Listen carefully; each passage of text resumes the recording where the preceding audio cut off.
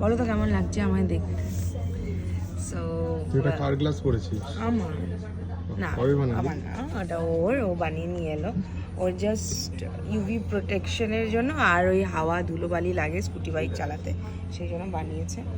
আমার মুখের থেকে বিশাল বড়, দেন নাইস, ভালো লাগছে বেশ। আমার মনে হচ্ছে সাইডটা আমি দেখতে পাচ্ছি না, এখানকার সব কালো দুই দিকে এরকম মোটা মোটা।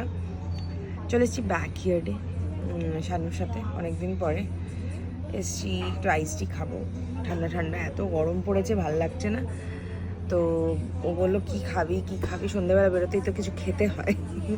তো সেই জন্য চলে আসলাম ব্যাকইয়ার্ডে। এখন খাবো হচ্ছে আইস টি আর অমলেট ছিলাম, বললো অমলেট হবে না, তো আমি জিজ্ঞেস করতে গেছে যদি হয় তাহলে খাবো, আর নাহলে আমি যাই না। চিকেন সসেজ আমি খাবো না, তুই খা, ঠিক আছে, বাই।